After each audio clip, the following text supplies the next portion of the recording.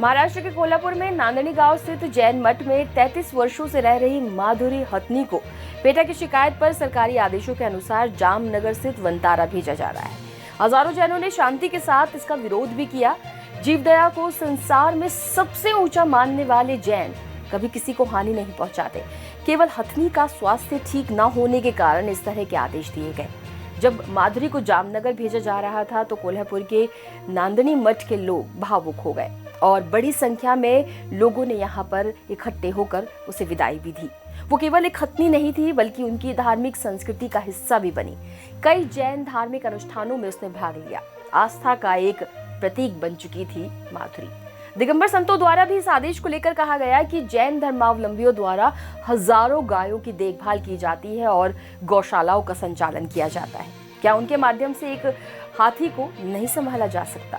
इस फैसले के विरोध में कोल्हापुर के ग्रामीणों ने शांति के साथ विरोध प्रदर्शन भी करके दिखाया। इस परिप्रेक्ष्य में बहुत सारे दिगंबर संतों ने अपने विचार व्यक्त किए हैं, जिसमें मुनिश्री शीतल सागर जी महाराज, मुनिश्री चंद्रप्रभु सागर जी महाराज, मुनिश्री सारस्वत सागर जी महाराज, आचार्य गुंधर नंदी जी महाराज, आचार्य श्री कुंथु सागर जी महाराज, मुनिश्री आदित्य सागर जी महाराज एवं मुनिश्री सुप्रभ सागर जी महाराज ने इस तरह से हथनी को यहाँ जैन मठ से गुजरात भेजने को लेकर अपने भाव व्यक्त किए। सरकार पैसे वालों की है, सरकार इंसानियत की नहीं बची। उसको वो जो नांदनी मठ की हथनी थी, बेटा रात्रि में उसने कोई भोजन नहीं किया, पानी नहीं पिया, यहाँ तक कि वो देव दर्शन करके भगवान का अभिषेक देख करके भोजन करती थी। अब वो उसको वहां जंगल भेज दिया। बोले हम अच्छे से केयर करेंगे, आप जानवर को बांध के रखे हो तो आप भी तो चार दीवारी में ही बांध के रखो, वहां कहाँ उसको इतनी बड़ी आजादी है। संगीतावर नुसतं आवाज काढलं तर आमची हत्ती नाचत होते हजारो लोकांच्या मध्ये। साधूंच्या पुढे नमस्तू कर म्हटलं तर आवाज काढून नमस्तू करत होते। माणसांना जेवढी अक्कल नाही तेवढी अक्कल या प्राण्यांना होती। जिन शासन की रक्षा करने का उन्होंने दायित्व उठाया है, वो 743 गांवों के समाज को संभाल कर आगे चल रहे हैं। बहुत धैर्यवान व्यक्ति हैं, बहुत धैर्यवान व्यक्ति हैं और उनका व्यक्तित्व देखकर समझ में आता है वह 743 गांव को अच्छी तरह से संभाल रहे हैं और उनको देखकर ऐसा प्रतिभासित होता है वो हाथी का भी पालन पोषण अच्छी तरह से कर रहे थे। वो जिनसे भट्टारक भी हाथी को बिलक बिलक कर रो रहे थे।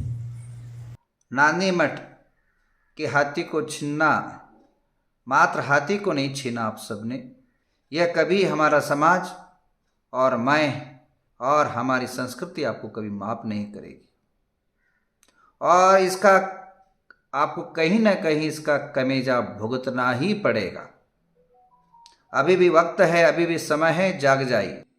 अभी नांदनी मठ का जो प्रकरण रहा और ज़बरदस्ती अपना कोर्ट से फैसला ला करके और नांदनी के हाथी को ज़बरदस्ती लेकर के गए और जो कुछ इस पेपर में आप लोगों के सामने है तो ये एक अच्छा कार्य नहीं है। मैं ये समझता हूँ और भी हाथी संसार के अंदर बहुत सारे हैं, तो अब जो है जो भी ये हाथियों को इकट्ठा करने की कोशिश कर रहा है तो ये कोई अहिंसा का प्रतीक नहीं है। ये तो एक जानवर को हिंसा और त्रास देने का जो है वो प्रकरण रहता है। इसलिए मैं व्यक्ति अपने स्वार्थ के लिए उस त्रियंचों के साथ और त्रियंचों के साथ नहीं धर्म और धर्मात्मा के साथ भी छल कपट करता है। आप लोग उस मोबाइल पे देख रहे हो बेचारी हथनी के साथ कैसी ज़बरदस्ती की जा रही है। मात्र और मात्र और मात्र और मात्र उनका मिला नहीं, उनको उनका हिस्सा नहीं मिला है। सो नाना प्रकार के कायदे बताते हुए हाथी से दुराचार किया जा रहा है, उसका ध्यान नहीं रखा जा रहा है, इसलिए उसे छुड़ा के ले जा रहे हैं। किसी भी राज्य में ये व्यवस्था नहीं है कि एक तरफा बात को सुनकर निर्णय लिया जाए।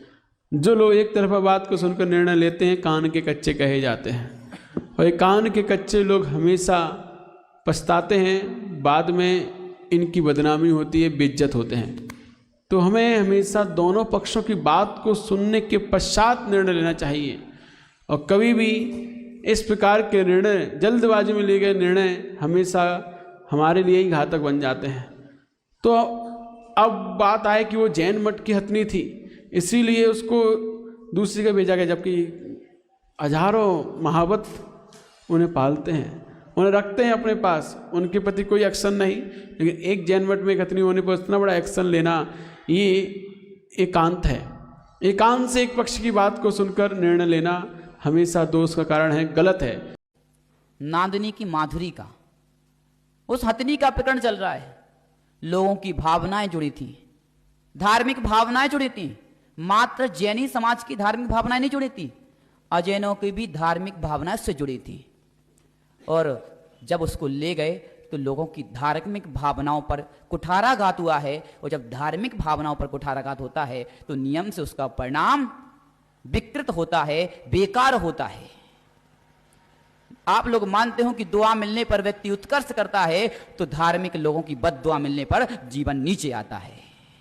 इसलिए कभी किसी को किसी के प्रेम से दूर मत करो। जिसको प्रीति है उसको विच्छेद मत करो, क्योंकि उसकी बद्दुआएं, उसके आंखों के आंसू आपके जीवन को बर्बाद करने के लिए तैयार हो जाएंगे। इस फैसले को लेकर विरोध भी हुआ है। कोल्हापुर में ग्रामीणों ने शांति के साथ विरोध प्रदर्शन भी किया।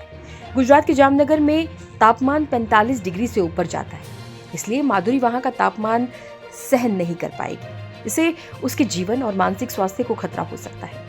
नांदनी ही उसका असली घर है और उसे यही होना चाहिए। कहा यह भी जा रहा है कि भारत के राष्ट्रपति के समक्ष इस परिप्रेक्ष्य में सामूहिक अनुरोध करके माधुरी को उसके घर वापस लाने की उम्मीद जताई जा रही है।